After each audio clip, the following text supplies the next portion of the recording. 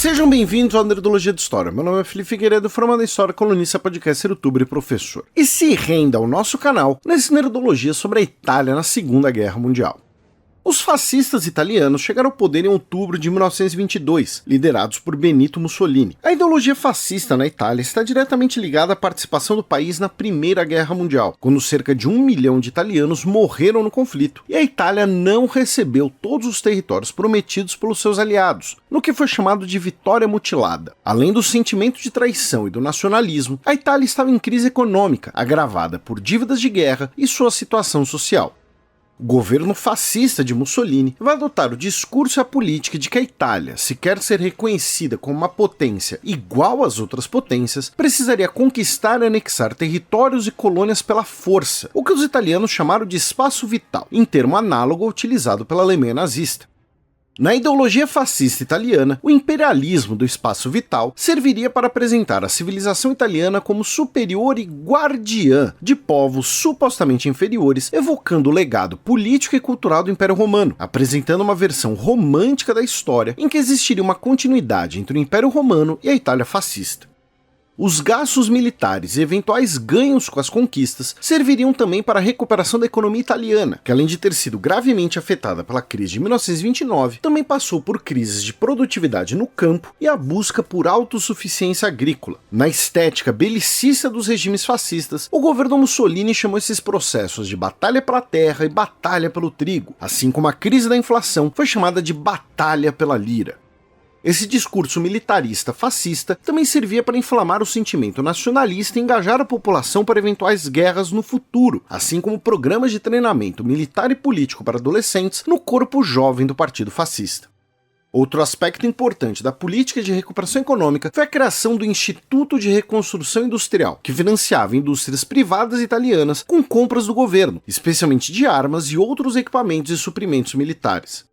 Ou seja, a maneira da Itália fascista de tentar se recuperar das crises econômicas como a crise de 1929 foi pelo discurso nacionalista e militarista, com muitos gastos militares. A Alemanha nazista adotou políticas semelhantes e, por isso, como o historiador Adam Tooze mostra na obra O Preço da Destruição, não é possível dissociar a economia nazi-fascista da guerra e do expansionismo militar. Progressivamente, entre 1922 e 1939, a Itália passou a preparar sua população para conquistas militares e a se armar. Em 1939, quase 40% de todo o orçamento nacional da Itália fascista era destinado aos gastos militares. Além do exército italiano, o país expandiu sua força aérea e sua marinha de guerra, com modernos e caros navios, pensando em uma futura guerra com a França. Também era necessário preparar as forças italianas. Para essa preparação, a Itália fascista seguiu dois caminhos. O primeiro foi o ideológico, orientada pelo anticomunismo dos regimes fascistas. Em 1936, a Itália fascista e a Alemanha nazista iniciaram sua aliança, consolidada com o chamado Pacto de Aço de 1939.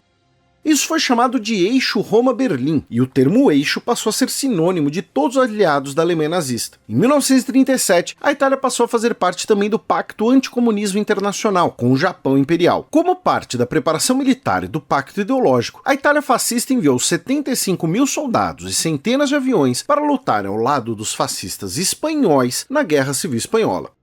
O outro caminho italiano foi do imperialismo ser uma guerra direta contra outras potências, com a invasão da Abissínia, atual Etiópia, em 1936. Após um ano e meio de guerra e centenas de milhares de mortos, incluindo o uso de armas químicas, a Abissínia foi anexada à África Oriental Italiana. Em 1939, a Albânia foi ocupada, devido à sua localização estratégica, controlando uma margem do Mar Adriático. O rei albanês foi deposto e foi declarada uma união de coroas com a Itália.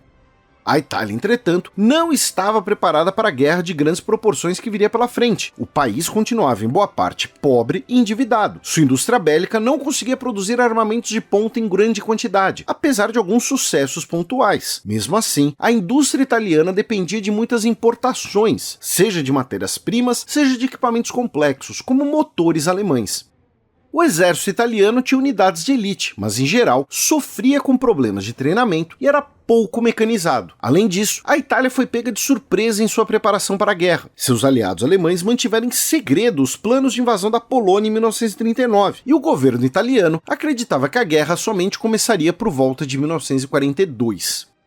O expansionismo italiano tinha 3 objetivos principais: o nordeste da África e a Arábia, unificando seus domínios na Líbia e no chifre da África, com a anexação do Egito e de demais domínios britânicos e franceses na região, incluindo o Canal de Suez. O segundo objetivo era a conquista dos Balcãs, incluindo toda a costa do Adriático, a Grécia e partes da então Iugoslávia. Esse domínio também era baseado no discurso histórico de que essas regiões seriam historicamente romanas e deveriam fazer parte do Império Italiano. Finalmente, a conquista, ou, na visão fascista, a retomada de regiões que faziam parte da França e de seu império, como o sudeste francês, na região de Nice, terra natal de Giuseppe Garibaldi, a ilha da Córcega e a atual Tunísia, que era posse francesa. A Itália entrou na guerra em junho de 1940, invadindo o sul da França. No total, quase 4 milhões de italianos lutaram na Segunda Guerra Mundial, e cerca de meio milhão, incluindo civis, morreram no conflito. Cerca de 10 mil africanos alistados pelos italianos também morreram na guerra. O foco principal da participação italiana foi no mar Mediterrâneo, seu entorno estratégico e onde desejava anexar territórios. Mas a Itália também enviou tropas para a invasão da União Soviética pelo eixo em junho de 1941, lutando especialmente na região da Ucrânia. Inclusive, mais soldados italianos morreram na União Soviética do que na própria Itália. Até meados de 1942, a Itália conseguiu vitórias e territórios no Mediterrâneo, mas sempre sob um grande custo. Em linhas gerais, a participação italiana na guerra foi marcada por estratégias errôneas, equipamentos obsoletos e a subordinação aos alemães, que não confiavam nas tropas italianas.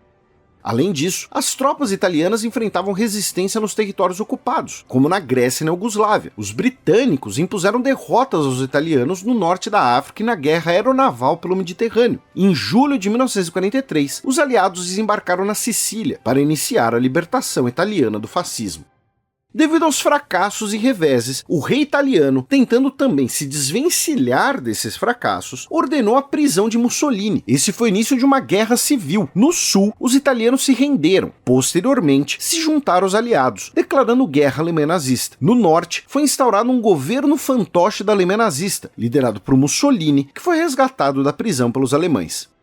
A guerra na Península Itálica envolveu tropas de diversas nações aliadas, incluindo o Brasil, e durou quase 2 anos, causando cerca de 350 mil baixas nos aliados. Esse teatro do conflito também foi marcado por diversas atrocidades nazistas e pela atuação de centenas de milhares de partisanos socialistas italianos, resistindo contra os fascistas, que tinham como espécie de hino a música popular Bella Ciao, que se tornou muito conhecida no século XXI devido à série espanhola La Casa de Papel. Foram os partisanos que, em 28 de abril de 1945, capturaram e mataram Mussolini em Giulino. No dia 2 de maio, as últimas forças do eixo se renderam na Itália, iniciando o processo de reconstrução do país. E lembro que temos outros nerdologias sobre o fascismo e Mussolini, que esse vídeo é um recorte, e claro que infelizmente muita coisa interessante ficou de fora, e fontes e sugestões estão aqui na descrição. Nos comentários do Nerdologia sobre a origem da festa junina, perguntaram sobre a origem da dança da quadrilha. Embora hoje ela seja bastante popular e praticada por pessoas de todas as classes sociais e todas as idades, inclusive na escola, sua origem está na França aristocrática do século XVIII e foi trazida ao Brasil como uma dança palaciana no século XIX. Seu nome se dá por ser originalmente praticada por 4 pares em uma formação quadrada.